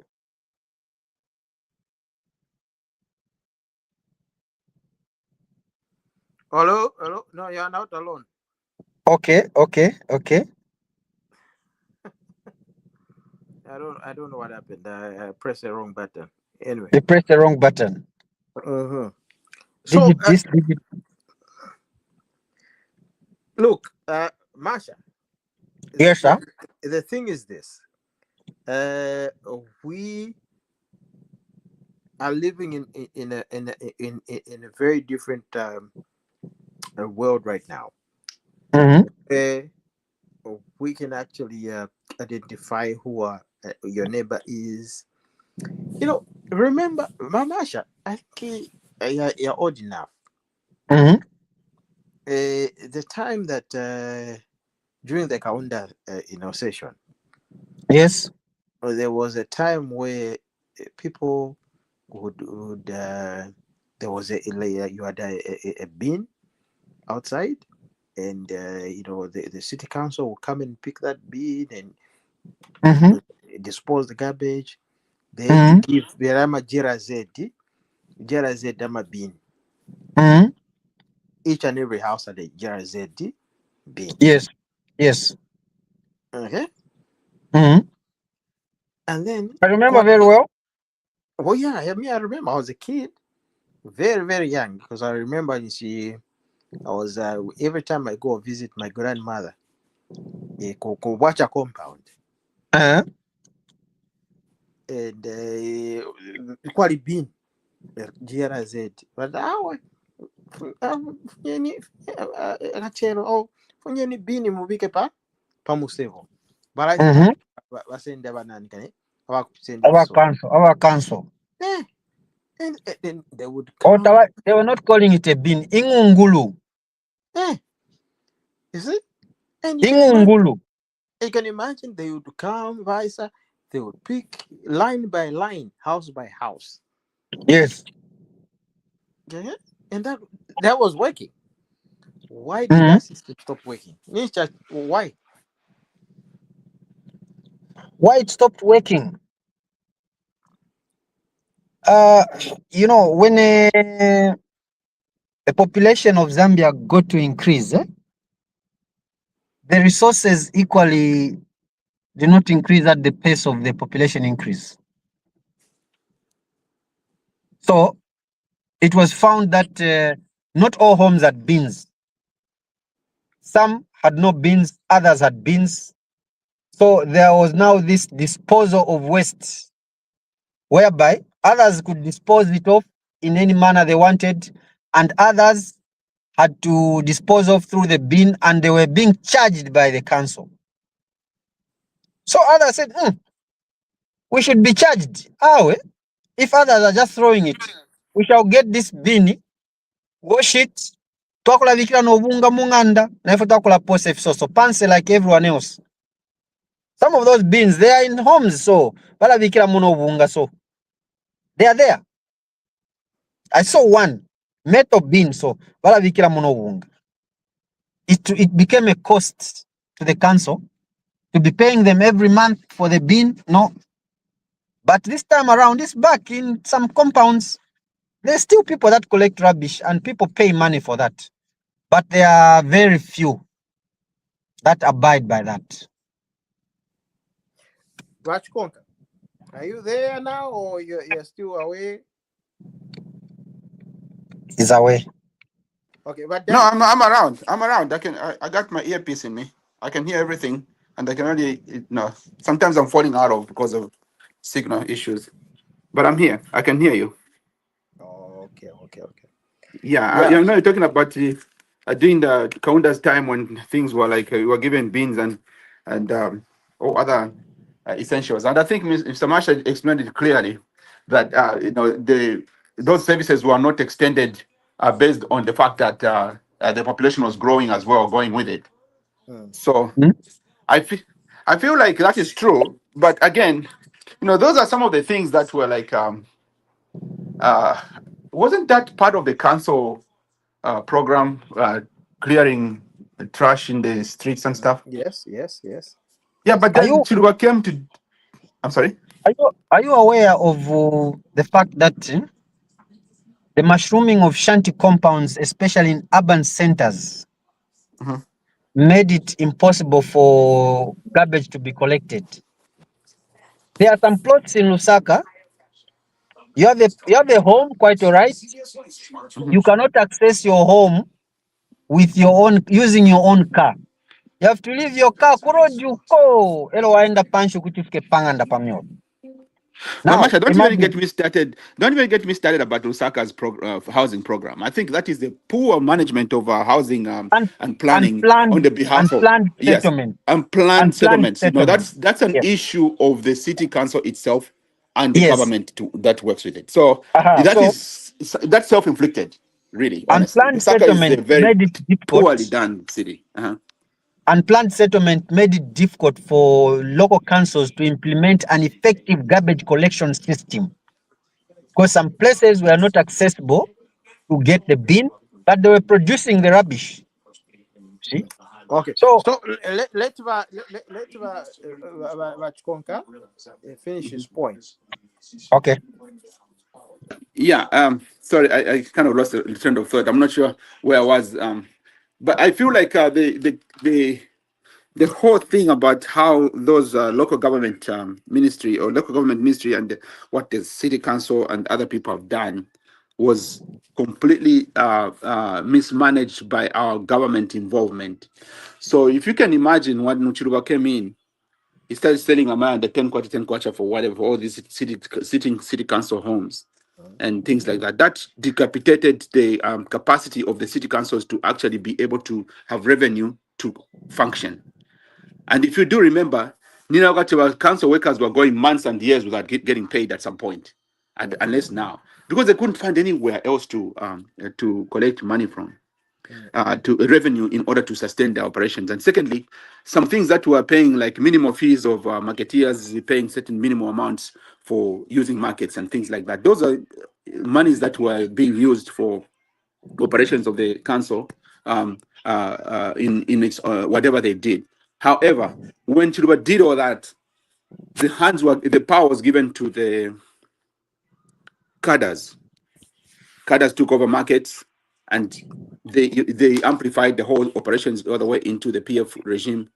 And now all revenue that actually council was supposed to be collecting in order to run their operations were now just being managed by commanders. They call them commanders. They're charging people or paying for doing this for you, and bus drivers, and money was not being extended, going to be used for other things. That's the downfall of where we are right now. To this date, the councils still struggle. These were bigger entities, but they struggle so much to actually even keep their own operations. It's no wonder they let go of planning was part of the council, housing, planning, and working together now Ministry of what do you call it, housing development, and I think what Garen Combo was, whatever that ministry is. Local They government. just local government and housing. They just stopped. To the point where now it's pante. That's why you have this mushrooming of these compounds. There's ramshackles everywhere in Lusaka, anywhere around it, anywhere they can find space, they're putting it. To this date, now those became cadres and supporters of ruling parties because they were supported of whatever they're doing. Became harder for those people to be pushed away, because pushing them away meaning losing votes. So the only thing is to keep a blind eye, ignore them. And then all this nastiness and cholera and drainage problems in Lusaka and all kind of stuff comes in. So this is something that has been building over the years. But this wasn't the case. If you remember in Lusaka, when I was young enough to remember, there was stores like Moisen, ZCPC, and all that kind of stuff. Lusaka was like not congested as it is. Things were going well. They had good drainage systems, good housing, areas where people used to live, and all that kind of, all these kind of things were well managed. But suddenly, if you look now, and that day, we're talking about under 30 years, Lusaka is just something different. There's no development. Lusaka, It's just a mess. Yeah. It's a mess. So, Lusaka has everything. yeah. So what you're saying now, let me just chime in on what you're saying. Looking at the history of Lusaka itself, Mm-hmm. in other areas and all these places, and a drainage system is one thing that's number one that I've always been talking about. Like, why don't we sort out this thing once and for all? Why each and every year we have a problem of blockages and stuff like that? It's not Okay. about every year. No, but It's not that's what it is. But every year, no. Let me chip in there. It's not about every year. We're looking at the terrain of Lusaka. Lusaka is underlain by a limestone rock Okay. that is impervious of water, and that the size of thickness of the soil to that layer of rock is very small. Any small amount of water that gets in the soil and saturates it fast, floods come about, drainages get blocked. The whole Lusaka lies on a limestone rock. Yes. That I know. Let me tell you one thing. My grandfather, Mhm. he told me this story. He told me one story. He actually told me, like, look, the time that we actually moved from Kasama, and first time we reached Lusaka, Mhm. it was a bush. Lusaka was like a bush. Mhm. Okay, it was a bush, and then there was only one river. Okay, that was flowing through. Okay, which was Okay. by Cairo Road. That it was a river. He told me that it was a river actually. Okay. And it was a river. Cairo Road did. Yari River. A small river. It was a small river. That's why even up to today, if you had to go and check Panshi pa Cairo Road paliba drainage system. Pangira kale. Yeah. What they did was Oh yes. they tapped Yes. onto the system to say, okay, akamana kotoa kwataka river kotoa kwataka. Kale pita Panshi. All right. People don't even realize that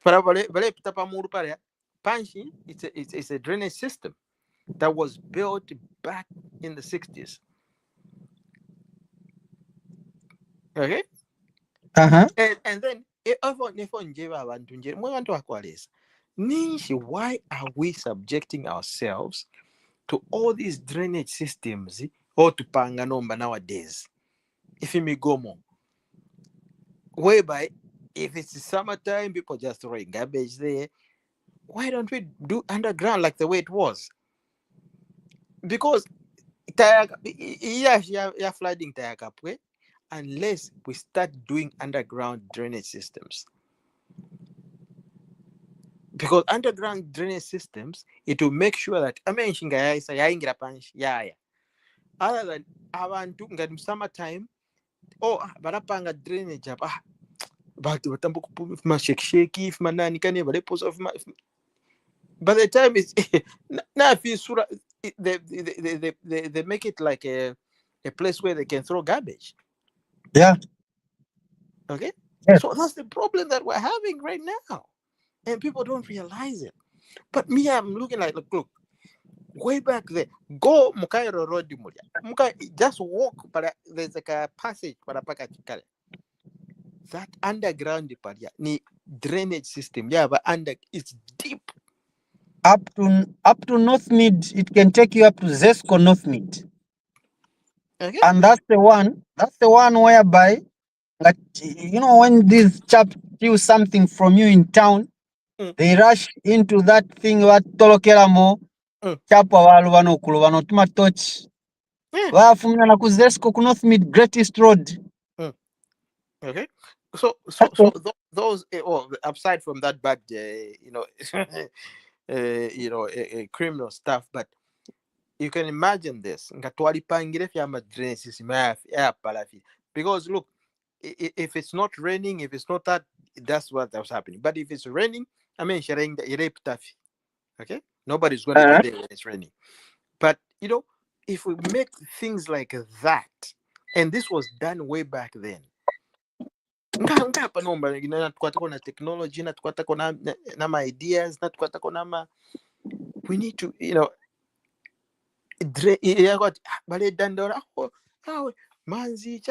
you can imagine pamanda I mean, crossroad para. Yeah. Are you serious? That's the bad part about it. Lusaka resources development, it has not matched with the population. The rate of development has not matched with the adequate infrastructure. The infrastructure can even be drainage system. They have good roads, but those roads, and there's a lot of pavement. There's a lot of surface that is paved where water cannot seep through. So that water has nowhere to go. So it will find itself on top. And therefore, I feel one of these engineers from University of Zambia that they are studying that can challenge us to come up with a proper Lusaka city. Okay? And a new one. A new Lusaka city. I once,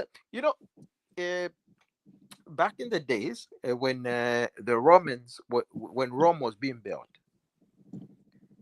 okay, Rome wasn't built in one day. Mm-hmm. But what happened was, the king at that time, he announced to the people in Rome to say, I'm looking for artists, I'm looking for architectures. He called upon everybody, the best in the business. Okay? 10 to Rome. 10 to Pange Rome. And people came up. They raised their hand, they say, look, me, I can do this. This one, oh, me, I can do this. This one, me, I can do this. Okay? That's where we had all these prominent people that, Leonardo DiCaprio, all these other people, all these they came out and they built Rome. What it is now. Okay? Same thing if you want to Lusaka tukaipange not for Monica Lusaka. Tukaitefia abantu fete. Mwe bantu akwalisa. Aba kwata talent. But no. We shouldn't just do that. We should just look for a new Lusaka. We have a lot of land around Zambia. A new Lusaka. Lusaka can extend outwards. No, because for longest time we're saying Lusaka and Kafue should be one city. Lusaka, Kafue should be one city. For the longest time, that's what people have been saying. Yes, there's a lot of land between Lusaka and Kafue where we can build a modern city of Lusaka. Simple. It's just legislation for Chapo. Land can be appropriated for a modern city of Lusaka to be built with everything in it. Then that one remains as the old Lusaka. There's Imokwadiwa old Yoku kote. Oh yeah. Old York, and there's New York. But Konka, what do you have to say on this one? They should move Lusaka to Kapirimposhi. They should move Lusaka to Kafue. No, they should move it all the way towards the Copper Belt and have it like halfway through the country and then center it. Maybe Pakabwe Paria, but Pakabwe a little after Kabwe, they can No, no. they can move Lusaka there, and then and they build a new city right there, new Lusaka, and then it will decompress the city, the state, the country. A lot of people like basically, they don't have to build like Lusaka's cities. They should just use the administrative city of the country into another place, like complete administrative, like the way Pretoria is for South Africa. Just put it somewhere there. So all administration offices, government buildings, and this and that, they'll all move there. Offices and all that kind of stuff. So in that area, only government people work there, live there, and all that kind of things. So that will help a lot to decongest the city, because now all administration of ministries and all other administration, education, whatever, all will be in one area. Mama. So the administrative cities of the country, ministerial government buildings should move to another, just a new place altogether. That Yeah, way, it can make they sense. can stay, and then just do that. They don't have to move around to one state, just move only administration offices, and people will follow as it goes. Mhm. A job, because that's what jobs will be. So that you find people live closer, they'll build closer Yeah. by, and eventually starts growing up and becomes a modern city. High-rise Right. buildings, all these kind of malls and things like that. It will be Yeah. a lot more appealing for people to move to the new place. So all Mhm. this nastiness in Lusaka will be stopped, and that place will be modern to a point where drainage systems will be better, electrical systems will be better, road infrastructure will be better, compound allocation, land Yes. management, and all these kind of things will be better. We Yes. have the land. There's no reason to continue living this way. Uh, In Kenya, they just are about to move everything else to a place called Tatu City. Tatu City is I think it's on the west side of Nairobi. West side of Nairobi. The administration offices are moving there, and there's a lot of other buildings there, and even industrial places where place. I have a condo there. I bought a condo recently in Kenya. That Yes, it's really in the Tatu City, but it's in a high-rise building. It's in the When are we in the when are we going 80s. to go there for holiday? Hey, you just let me know. I'll give you my key. You go in. So yeah. So it's coming up. It's coming up in this big high-rise building. My apartment will be like on the 82nd floor.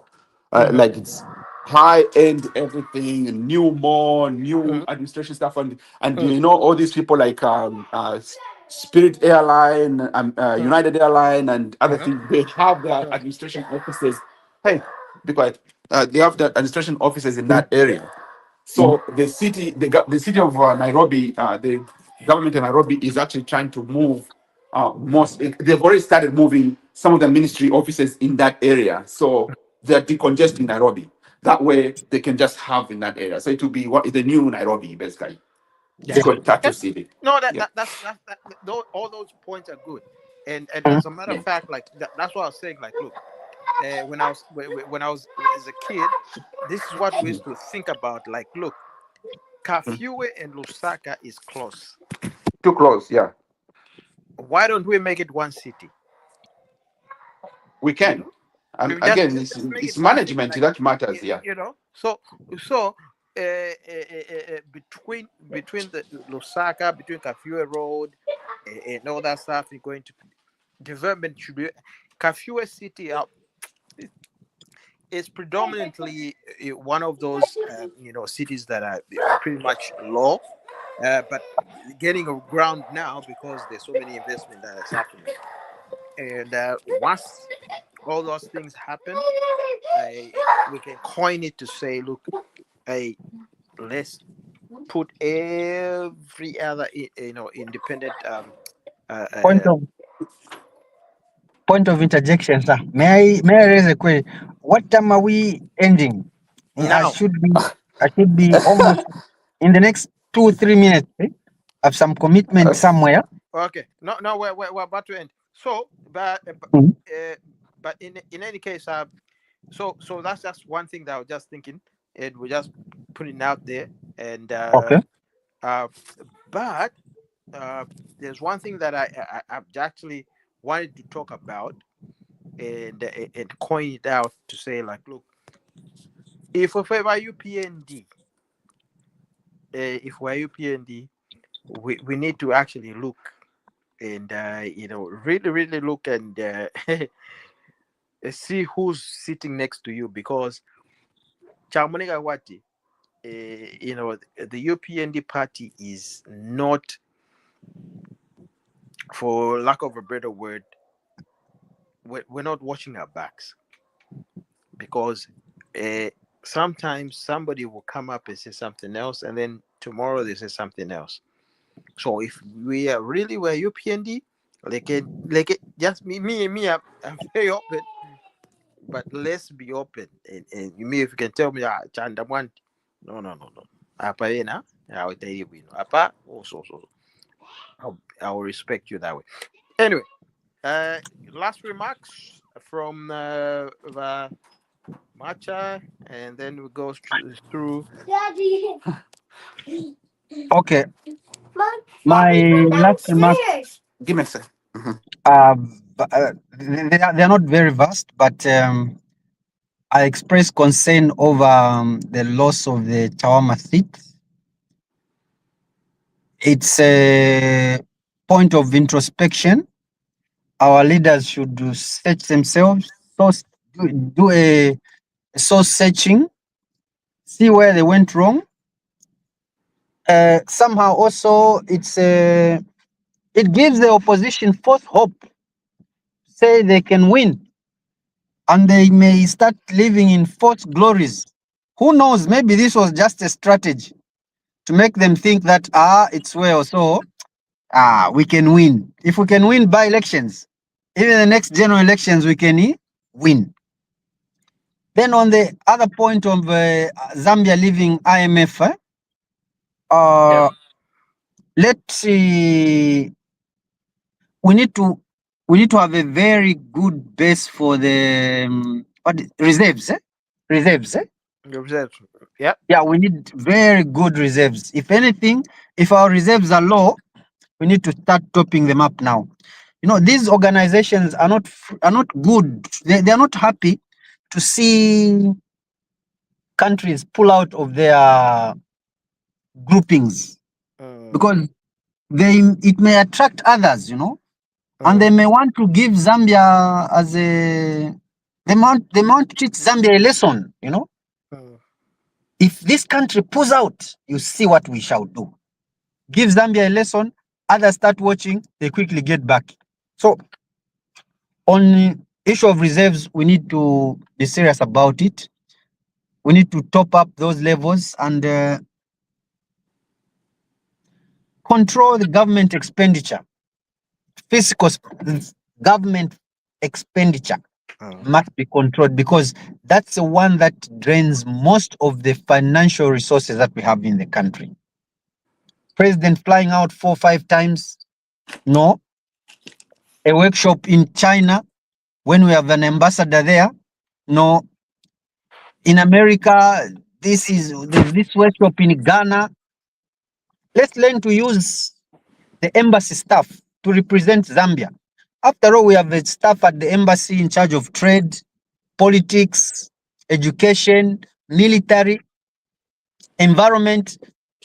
Come on, these things at the level of ambassador or attaché, they can be, people can be represented. Even ministers, they can be represented. And after all you need there is just to listen. There's even a report given at the end. You send it over to the minister, he reads. That's it.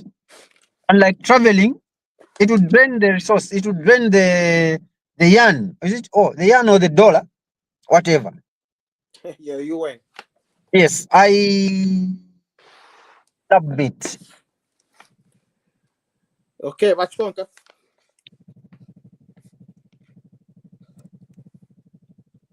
Mr. Chukonka, are you there? Yes, I am. So my contribution to that, to end this all, I feel like the points that Mr. Masha just said are very valid, especially when it comes to um, making sure that we don't have like all these many travels that are undertaken by our government. I think some of these things are pretty much irrelevant, honestly. We can minimize those as far as when it comes to dealing with the opposition party. There's always one thing I think even HH's concept or HH the way he looks at it is the idea that an opposition member is not an enemy. I think an opposition member is it's a Zambian at the end of the day with different ideologies. We should not vilify them.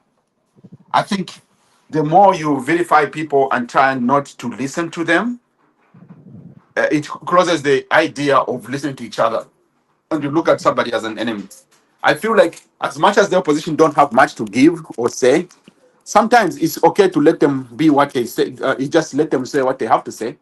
And, sometimes you can learn from it, sometimes you can't. But we will always know very well that they are always going to be on the opposite side of the spectrum outside of us. That is not something that we should be doubtful of. Now, if it comes to our leadership in our country as far as representation is concerned, I feel personally we need opposition in every way we can. If we don't, we end up going to one party state. To some extent, I have to tell you, I think the loss of that seat in Chawama is a good thing for us. And I have to be honest with you. Why? First of all, people are justifying it that it's a PF stronghold. If at all this is how you're looking at it as a PF stronghold, and they came up and they are still one, even as popular as we think we are in the policies and everything they were doing for the people, it should send a shockwave and say, how much more are we not convincing these people? You see? So if it was a slam dunk that it changes from PF to FDD, from FDD or whatever, whoever has been holding it for a long time, don't forget Chagwa had it, former president, his daughter, first daughter, has had the same seat, and now it's been given. And you can imagine if UPND won that, it would think like, well, the whole country is pretty much washed for anything. There's no challenge of any kind. I feel it's a good thing that we lost it because it shows us that there are some people that still hold the idea that some things are not really reaching them. Some things are not really happening to them. They don't believe in what we are doing. So it just gives you an urge to work harder, continuously working harder and doing it. I would hate for a country to go into one party state, which is possible. We could, if we continue like pushing these people as if they are demons in our societies whatsoever. Let's just accept them. Let them come with and all those hateful people. Let them talk however they talk. But as long as we are putting policies that are helping the common man out there, which we should start thinking, how do we start winning people over? We have to continue putting policies out there that are helping a common person, common family in there. You will see that, people will see like, what, opposition is just going to be there. They will continue doing checks and balances, but the things are working. People have electricity, have good drainage, have good schools. They already have free education. They have food on the table at least so often. Maybe they have jobs. Like what else is anyone else is going to sit there and question? I don't think so. So let's have the opposition. Let's continue allowing them to talk how they talk. That's fine. Let us continue losing as well as fighting for seats than just getting them just because now this is ours. No, we should be fighting for it.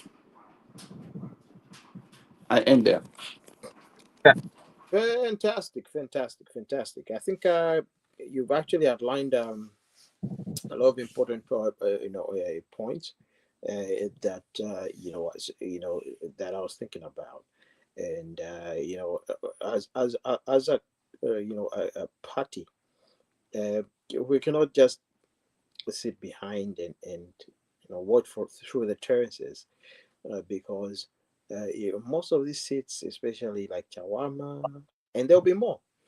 These are seats that actually have to be looked upon, because the way the individuals and the people think there is different from the cities, from the urban cities.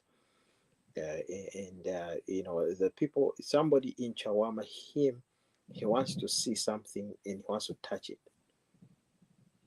Okay, so that's why when you saw, for example, Mausamba going there, and he was apparently giving money to those guys and stuff like that.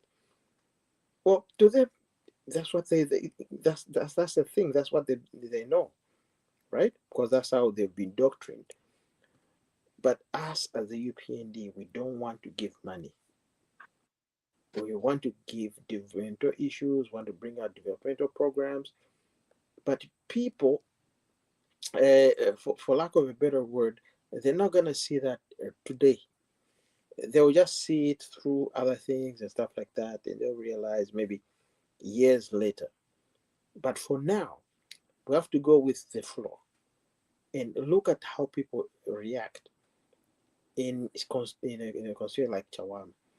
People want right for Rupia. That's what they want. That's what they're looking for. And we have to actually, okay. But if we had strikers in Chawama, this whole information would have already been done. No matter how hard we tried, it was red. But the only thing is, people still had reservations. Why? Because they were still thinking about it. Maybe it was a protest vote, maybe it was sympathy vote, who knows? But in the next coming votes, during it to akwata ko shishi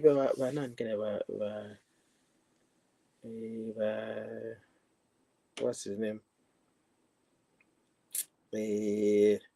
Our political what's his name? Oh god damn. It goes. Our local government minister. I don't know. Local government minister, Sia what? Sia something. No. Gift Yaluval. No. I'm talking about the Banan Kaneva. Pachanda. Akazia.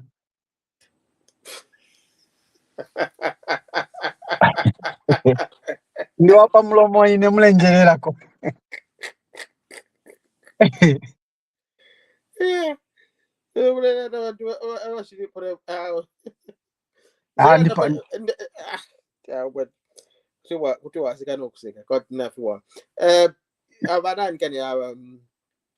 local government was he was suspended. Gary. Combo. Okay. So I think Gary Combo, because Gary Combo is also the he was a political elections chairperson. So I think since that move, there's been a blank. There's been a blank because obviously he's. You see, sorry, if Malanda number, you remind me of something. Oh. Can we send Gary to China? Should we hear or know how they adopt people for these other posts? What do they look at? Okay. Yes, it's very important. What is it? Because they have a strong economy, and that strong economy does not just come. How do they adopt their leaders? How do they adopt their candidates in party structures? It's necessary. It may be so much, but in the end, it will pay off. But we don't forget to conquer Milan China. What is wrong now? If that's the only place where people are accountable, once a minister commits corruption, he's jailed or imprisoned. Why shouldn't we follow that arrangement? It's fine. So, by getting combo, it's been there's been a mess in the political system, because actually what now we need to do as UPND is just to employ a different individual. By getting combo is to step down, put somebody else, put any individual, so that they have full control. Because Mhm. if Gary Nkombo has those, he's that individual, but he's not motivated because of what happened. Yeah, but can I have my politics? Can I have a lukewarm kind of politics, lukewarm kind of results, Mhm. because So he imwe sees. wantu ine akashita kanchepera. I'm late So by I 5 know, yeah. minutes. So I know. So everybody's gone. So everybody's gone. We're going now, and Okay. we're just gonna say good night. Good night. All right, gentlemen, let's meet next week Okay, Yeah. okay. for the Thank same you. Good for night. the some. All right, guys, good night. Thank you. Time to you. Thanks. All right.